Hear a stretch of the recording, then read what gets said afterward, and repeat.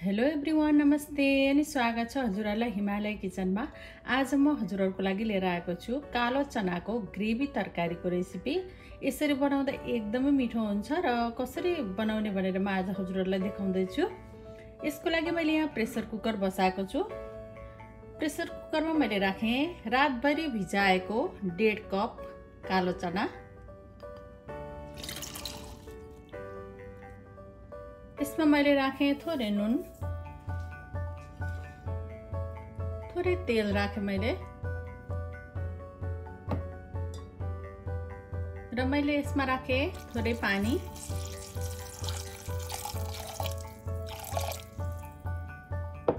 मैले 1 कप जति पानी राखेको छु यसमा।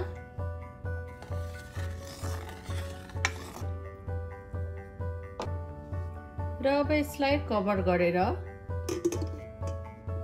हाई हिटमा 1 सिटी लगाउँछु र मिडियम हिटमा अरु 2 सिटी लगाउँछु।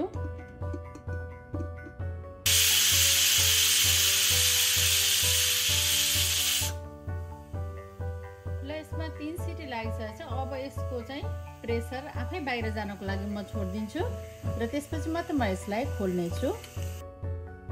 ल अब तरकारी बनाउनको लागि मैले यहाँ प्यानमा 1 ठूलो चम्चा तेललाई तताउन राखेको छु र तेल तातिसकेछ।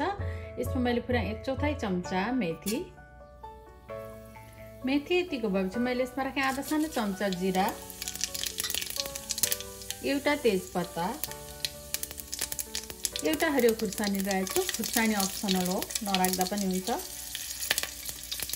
त्यसैगरी मैले एउटा ठूलो प्याजलाई मसिनो गरेर काटेर ल्याएको छु, त्यसलाई राखे।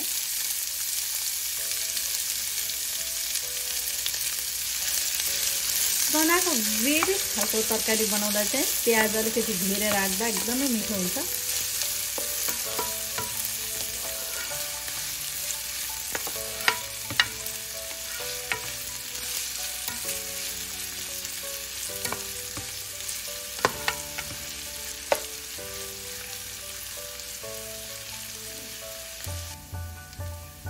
र प्याजले यतिको कलर चेन्ज गरिसकेपछि मैले यसमा राखे 1 ठूलो चम्चा मसिनो गरी कुटेको लसुन अदुवाको पेस्ट,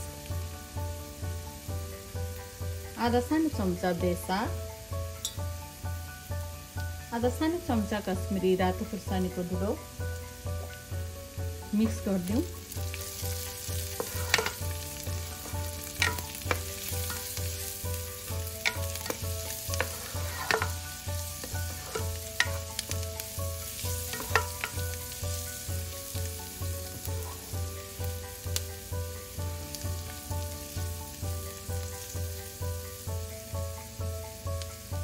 र मैले यति बेला राखे एउटा मिडियम साइजको टमाटर मसिनो गरेर काटेको। नुन राखे मैले टमाटर राखेपछि।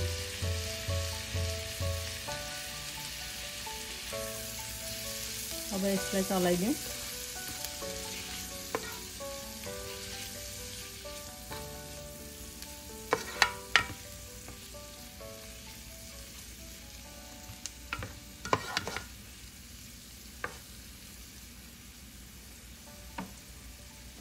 अब 1 ठूलो चम्चा जति पानी राखे मैले टमाटर छिटो गलोस् भन्नको लागि।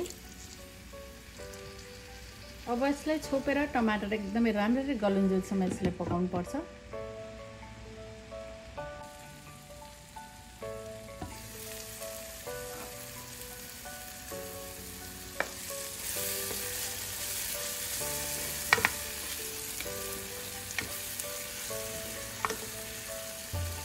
ल टमाटर पनि राम्ररी गलिसकेछ। अब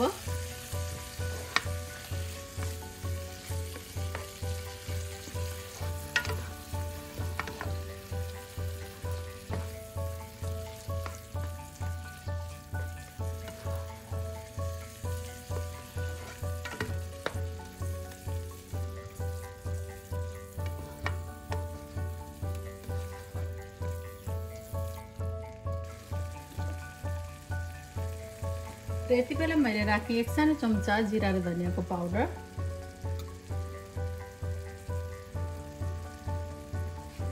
त्यसैगरी मैले अघि बोइल गरेको चना, मैले चाहिँ अघि बोइल गरेको पानीसित नै लिएको छु। यसरी चनाको ग्रेभी तरकारीलाई एकदम मिठो बनाउन चाहिँ हामीले यो पानी पनि सँगै लिनुपर्छ।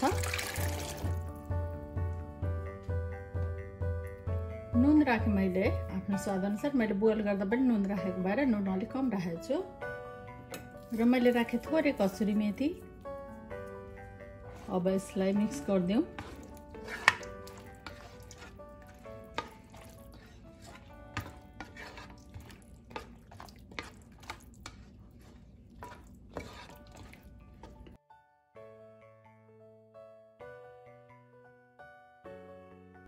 अब यसलाई छोपेर 15 मिनट जति पकाउनु पर्छ। चना पहिला नै बोइल गरेको भएर धेरै लामो समयलाई पकाउनु पर्दैन। मिडियम हिटमा पकाउनु पर्छ यसलाई।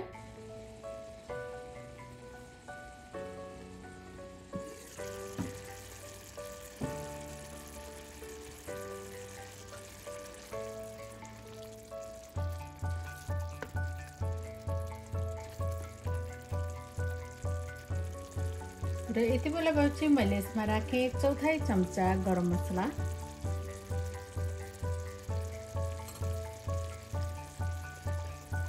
ग्रेभी चाहिँ आफूलाई कतिको राख्न मन पर्छ त्यही अनुसार आफूले राख्न सकिन्छ।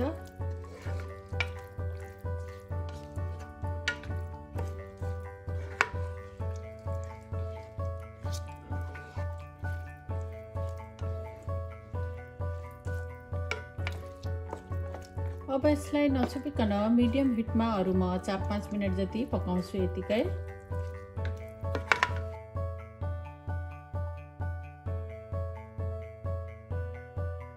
यदि यतिकै ग्रेभी राख्न मन पर्छ भने हजुरहरूले यसमा यतिकै ग्रेभी पनि राख्न सक्नुहुन्छ।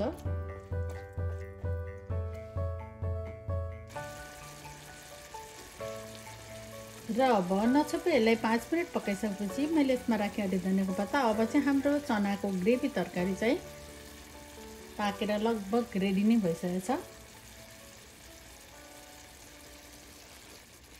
अब यसलाई मिक्स गरिदिउँ।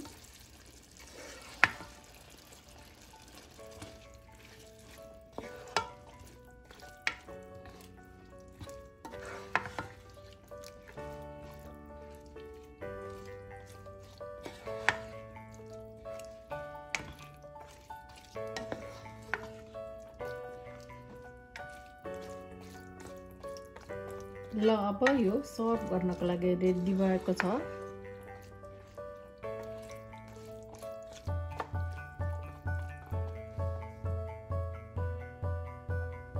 एकदमै मिठो चनाको ग्रेभी तरकारी चाहिँ अब यसरी बनेर रेडी भएछ। मैले यसलाई यसरी सर्भ गरेको छु। एकदमै मिठो बनेको छ। हजुरहरू पनि यसरी बनाएर खानको लागि चनाको तरकारी अवश्य पनि ट्राई गर्नु होला। एकदम मिठो बन्छ यसरी बनाउँदाखेरि।